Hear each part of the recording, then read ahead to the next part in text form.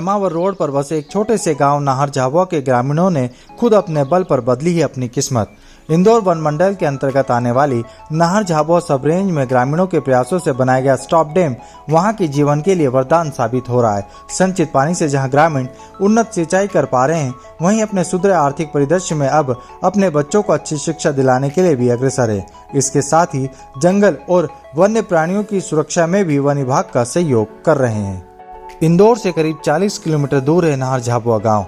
गांव में चारों तरफ फैली हरियाली सिर्फ यहां के विकास को नहीं दर्शाती, बल्कि गांव के पर्यावरण संरक्षण के प्रयासों की इबारत लिखती है। इसी जंगल के बीच से गुजरती है दिरगी नदी, जिस पर राजा महाराजाओं के समय के दौरान स्टॉप डैम बनाया गया था, लेकिन गुजरते सालों के कारण खराब हुई उस स्टॉप डैम की स्थिति को वन विभाग ने पिछले कुछ सालों में ग्रामीणों की मदद से दुरुस्त करवाया और अब यहाँ नदी का पानी भरी गर्मी में भी ठहरता है। इससे न केवल गांव के लोग अपने खेतों की सिंचाई कर पा रहे हैं, बल्कि इस स्टॉप डैम के दूसरी तरफ स्थित घने सागौन के जंगलों से आने वाले वन्य प्राणी भी यहाँ आकर अपनी प्यास बुझाते हैं। ग्रामीणों से हुई उनकी दोस्ती से ऐसा शायद ही कभी हुआ होगा कि यहाँ जंगली जानवरों ने हमला किया हो। स्टॉप डैम के निर्माण से क्षेत्र में हुए विकास और समृद्ध वन क्षेत्र होने से इस इलाके में पर्यटन की संभावनाएं भी बढ़ गई हैं। वन विभाग के अधिकारी अब नाहर झाबुआ गांव में पर्यटन की संभावनाओं को तलाश रहे हैं। उसको कहूँ इतना प्रसन्न हुआ कि मेरी 32 साल की नौकरी में एक हमारे डोकलान जी डिप्टी साहब हैं, उनने एक अपने इनिशिएटिव लिया गांव वालों की मदद से, समिति के सहयोग से इस स्टॉप डैम जो राजा महाराजाओं के समय, अंग्रेजों के राजा महाराजाओं के समय का बना है, उसको रिन्यूएट करके इसमें लोहे के गेट लगाए, भरवाया। आज इस स्टॉप डैम से जो आप विहंगम दृश्य देख रहे हो, इससे यहाँ के कम से कम 20 से 25 काश्तकार यहाँ पे आप उधर देख रहे हो, ये सिंचाई कर रहे हैं। सिंचाई करने से इनकी जो ज़मीन है वहाँ पे उत्पादन बढ़ा है।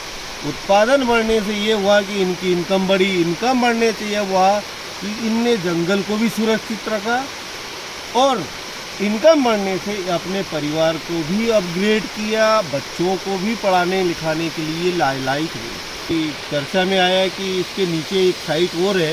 इस संबंध में माननीय कलेक्टर साहब महोदय से जहाँ तक मुझे जाना पड़ेगा, एक स्टॉप डैम की अनुमति के लिए मैं पुरजोर कोशिश करूँगा और मेरा पूरा प्रयास है कि स्टॉप डैम अभी इसी सीजन में प्रारंभ हो तो इन लोगों को और ज़्यादा से ज़्यादा सिंचाई के संसाधन उपलब्ध हो सके। ये माननीय विधायक जी से भी, माननीय कलेक्टर साहब से, सीओ साहब से मैं सब जगह जाकर रिक्वेस्ट करूँगा कि मुझे ये डैम चाहिए और मेरे इस वन ग्राम में बनना। यहाँ पे पर्यटन के लिए तो इतनी संभावना है कि आदमी वीकेंड में काफ़ी आनंद ले सकता है। यहाँ पे प्राकृतिक आनंद ले सकता है, प्राकृतिक भोजन का आनंद ले सकता है और मतलब फुल डे उसके लिए यहाँ पे आनंददायक है। पूरा जंगल है, वाइल्ड लाइफ देखने को मिल जाएगी यहाँ पे।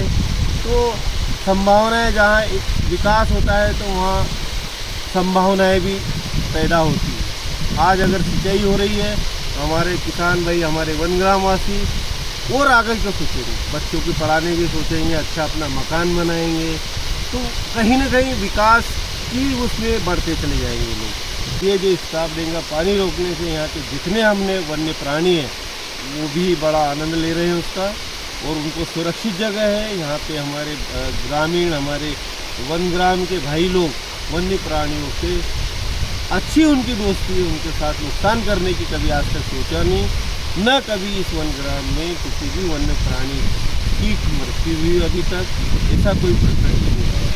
तो ये लोग बड़े कोऑपरेटिव हैं।